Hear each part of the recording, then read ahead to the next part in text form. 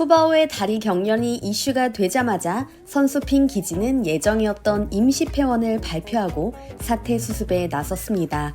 그러나 한국뿐만 아니라 중국 현지에서도 푸바오의 검사 결과 및 생활 모습을 투명하게 공개하라는 요구가 빗발치면서 난색을 표하고 있는 상황인데요. 특히 12월 7일 선수핑 기지가 문을 닫기 전 푸바오를 보려는 관람객들이 엄청나게 몰려들었고 이들에 의해 새로운 사실이 추가로 발견되며 더욱 이슈가 되고 있습니다. 비판 여론을 잠재우기 위해 현재 선수핑 기지는 임시 폐원 후 하루에 한 번 1분가량의 푸바오 영상을 소셜미디어에 올리고 있는데요. 이마저도 이전에 찍은 영상을 짜깁기 한 거라는 의혹이 제기되고 있는 중이죠. 지금부터 보여드릴 영상이 바로 12월 8일과 9일에 올라온 영상인데요. 센터는 당일 찍었다고 주장하고 있지만 신빙성이 약해 보입니다. 영상부터 함께 살펴보시죠. 新的一天又来了，在饲养员和兽医的精心照顾下，我能吃能睡，状态也挺好。接下来我还会做一些检查。无论如何，大家都不要太担心，和我一起静等结果吧。过几天再见喽。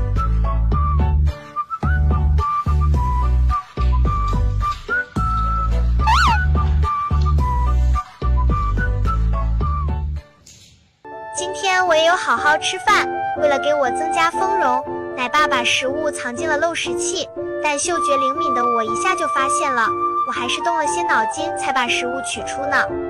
前期做的犬瘟热病毒、犬系小病毒、轮状病毒、冠状病毒抗原快速检测为阴性，听说正式结果就快出来了。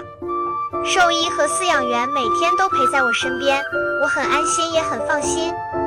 每天我都有好好吃饭、运动，精神、食欲都非常不错。未来我将不定期和大家云见面。当然，检测出结果后，我也会告诉大家的。大家别太担心哦。 혹시 두 영상을 보는 동안 이상한 점을 느끼셨나요?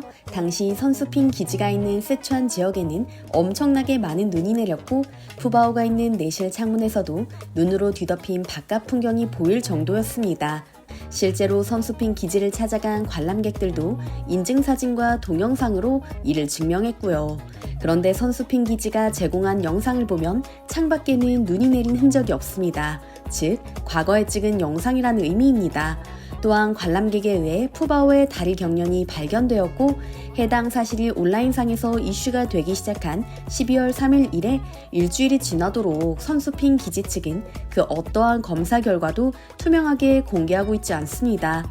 검사 결과지를 소셜미디어 채널에 올린다거나 전문 수의사가 이를 증명하는 인터뷰를 진행할 법도 한데 그저 아무런 이상이 없다, 건강하다라는 발언으로만 사건을 무마시키려는 중이죠.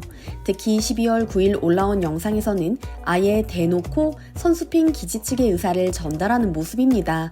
소란 피우지 말고 기다려라 라는 멘트를 통해서 말이죠.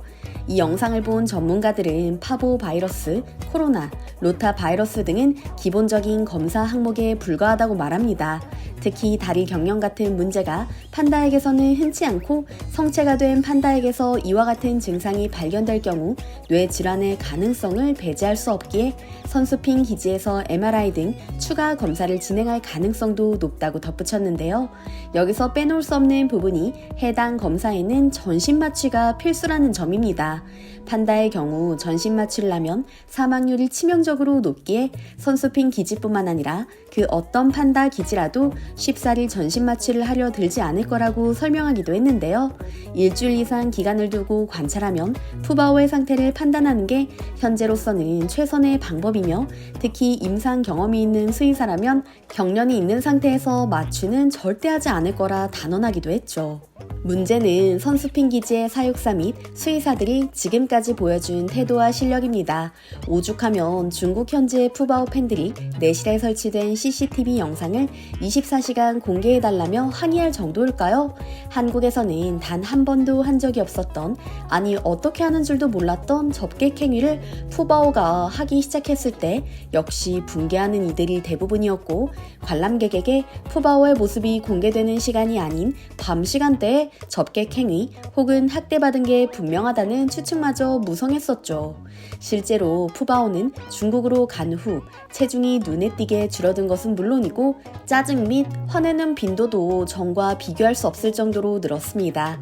판다는 화가 날 때 바닥을 구르거나 대나무 잎을 집어 던지는 등 행동을 크게 하는 습성이 있죠. 중국 현지의 푸바오 팬들은 최근 몇 개월 사이 푸바오가 화를 내는 일이 기하급수적으로 늘었다며 11월 달에는 하루에 한 번꼴로 이와 같은 모습이 관찰될 정도였다고 말하고 있습니다.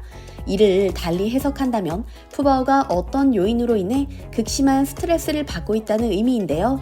관람객들이 여러 차례 민원을 넣었지만 사육사들은 어떠한 답변도 하지 않았으며 푸바오가 왜 스트레스를 받고 있는지 고민하는 모습조차 보이지 않았다고 합니다.